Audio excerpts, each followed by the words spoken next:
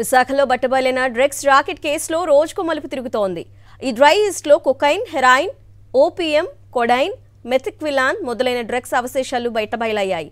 సంధ్య aqua పాత్ర, ఇంకా ఎవరెవరి పాత్ర ఎంతన్న దానిపై సిబిఐ ఆరా తీస్తోంది. ఈ డ్రై ఈస్ట్లోకి డ్రగ్స్ ఎలా వచ్చాయన్న అంశంపై ఇప్పటికే సంధ్య ఆక్వా సంస్థ యజమానుల్ని సిబిఐ అధికారులు ప్రశ్నించారు. మరోవైపు విశాఖలో ఫ్యూడ్ యూనిట్ లేకపోయినా ఇక్కడికి ఈ డ్రై ఈస్ట్ తీసుకురావడంపై సిబిఐ అనుమానాలు వ్యక్తం చేస్తోంది. కస్టమ్స్ విభాగంలో దిగువ స్థాయి సిబ్బంది కొందరు ఈ తరహా వ్యవహారాలకు సహకారం అందిస్తున్నట్లు ఆరోపణలు వస్తున్నాయి. విశాఖ డ్రగ్స్ కేసుకు సంబంధించి అప్డేట్స్ మా ప్రతినిధి నరేష్ అడిగి తెలుసుకుందాం.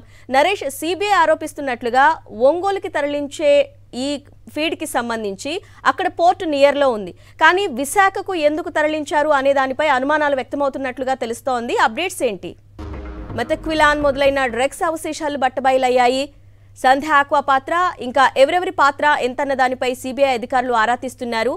ఈ డ్రై ఈస్ట్లోకి డ్రగ్స్ ఎలా వచ్చాయన్న అంశంపై ఇప్పటికే సంధ్య ఆక్వా సంస్థ యజమానుల్ని సిబిఐ అధికారులు ప్రశ్నించారు. మరోవైపు విశాఖలో ఫీడ్ యూనిట్ లేకపోయినా ఇక్కడికి డ్రై ఈస్ట్ తీసుకురావడంపై సిబిఐ అనుమానాలు వ్యక్తం చేస్తోంది. కస్టమ్స్ విభాగంలో దిగువ స్థాయి సిబ్బంది కొందరు ఈ తరహా వ్యవహారాలకు సహకారం అందిస్తున్నట్లు ఆరోపణలు వస్తున్నాయి. రైట్, అప్డేట్స్ అందించడానికి నరేష్ సిద్ధంగా ఉన్నారు. నరేష్, చెప్పండి, ఇప్పుడు ఒంగోలుకి దగ్గరలో పోర్ట్ ఉంది, కానీ అక్కడ పోర్టుకు తరలించకుండా విశాఖనే వేదికగా ఎందుకు ఎంచుకున్నారు?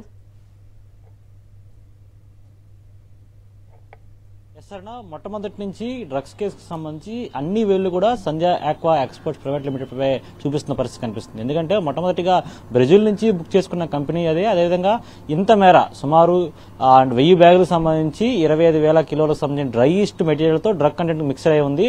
అయితే ఇంత మేర ఈ ఏదైతే డ్రై ఈస్ట్ మీకు ఎందుకు ఉపయోగపడుతుందని సిబిఐ అధికారులు మొట్టమొదటిగా 19వ తేదీన సంధ్య ఆక్వా ఎక్స్పోర్ట్స్ ప్రైవేట్ లిమిటెడ్ యాజమాన్యాన్ని ప్రశ్నించగా, మాకు రొయ్యలకు సంబంధించిన ఫీడ్ ఉంది, ఆ ఫీడ్ కి ఇది ఉపయోగపడుతుందని చెప్పారు. అయితే విశాఖపట్నంలో సంధ్య ఆక్వాకు సంబంధించి ఫీడింగ్ యూనిట్ ఎక్కడా కూడా లేదు. ప్రకాశం జిల్లాలో వారికి ఫీడింగ్ యూనిట్ ఉంది. అయితే ఇక్కడ విశాఖపట్నం పోర్టు కాకుండా వారు ఒంగోలు ఉన్న ప్రకాశం పోర్టుకు తీసుకెళ్లినట్లయితే కొంతవరకు అంటే ముఖ్యంగా అంటే ఆ కృష్ణపట్నం పోర్టుకు తీసుకెళ్లినట్లయితే వారికి వ్యయం కావచ్చు, లేకపోతే మరోవైపు సమయం కూడా తక్కువే కాస్తుంది. ఎందుకంటే ఇక్కడ నుంచి విశాఖపట్నం పోర్టు నుంచి ఈ ఫీడ్ మొత్తం తీసుకున్న తర్వాత మళ్ళీ ఇక్కడ అంతా కూడా ఈ మెటీరియల్ మొత్తాన్ని ప్రకాశంకి తరలించాల్సి ఉంటుంది. అయితే ఈ రెండు కాకుండా మరొక వే కూడా ఉంది.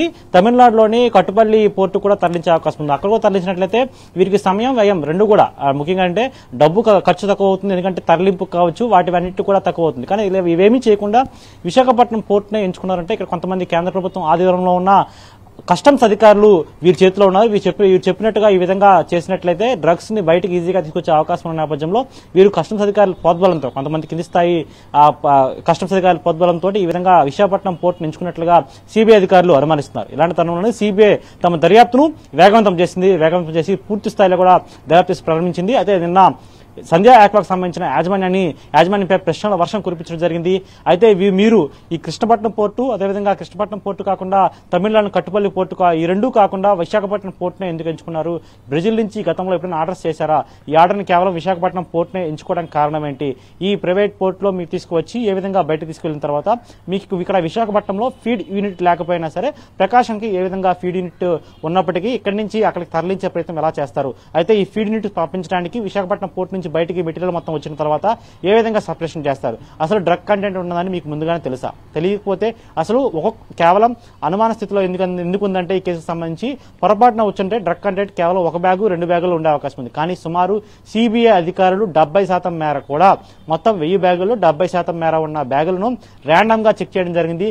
ప్రతి ఒక్క బ్యాగులో కూడా డ్రగ్ ఆనవాలు ఉన్నాయి. కేవలం ఒక ఆనవాలు కాదు, 6 రకాల డ్రగ్స్ సంబంధించి ఆనవాలను గుర్తించారు. ఎందుకంటే 16వ తేదీ ఇన్ఫర్మేషన్ వచ్చిన తర్వాత 19వ తేదీ విశాఖపట్నం చేరుకున్న తర్వాత 19వ తేదీ ర్యాండమ్ గా 20 బ్యాగులను పిక్ చేయడం జరిగింది. అది కూడా సంధ్య ఆక్వా యాజమాన్యం ఉన్న సమయంలోనే సిబిఐ అధికారులు మొత్తం 20 బ్యాగులు పిక్ చేయడం జరిగింది. 20 బ్యాగుల్లో కూడా ర్యాండమ్ గా చెక్ చేస్తే డ్రగ్ ఆనవాళ్లు ఉన్నట్టు తెలిసింది. అయితే ఇందులో సంధ్య ఆక్వాకు సంబంధించిన ఫీడ్ ఏదైతే ఆ ఫీడింగ్ కోసం తెప్పించుకున్న డ్రై ఈస్ట్ ఉందో ఆ ఈస్ట్ మెటీరియల్ తోటి ఈ డ్రగ్ కంటెంట్ మిక్స్ అయి ఉంది. అయితే దీన్ని ఏ విధంగా సపరేషన్ చేస్తారు? మరోవైపు ఆ మొత్తం మిక్స్ అయ్యడం కారణంగా 1000 బ్యాగుల్లోని ఇదే విధంగా కంటెంట్ ఉందా లేదా అనేది మొత్తం చెక్ చేయాల్సి ఉంది. అందుకే సిబిఐ అధికారులు మరింత బలం కావాలి కాబట్టి వారికి సంబంధించిన ఎక్విప్మెంట్ కూడా మరింత తెచ్చుకోవాలి కాబట్టి 19వ అప్పుడు తర్వాత రోజు కూడా మరొకసారి టెస్ట్ నిర్వహించడం జరిగింది. అందులో 140 నుంచి 150 శాంపిల్స్ ను స్వీకరించారు. ఆ 140 నుంచి 150 శాంపిల్స్ లో కూడా పూర్తిగా కూడా పాజిటివ్ తేలింది. అది డ్రగ్ టెస్ట్ లో డ్రగ్ ఏ, డ్రగ్ ఈ, అదేవిధంగా డ్రగ్ బి 3 టెస్టులు చేయడం జరిగింది. 3 టెస్టులో కూడా పాజిటివ్ గా తేలింది. అంటే డ్రగ్ కంటెంట్ అందులో ఎక్కువ శాతం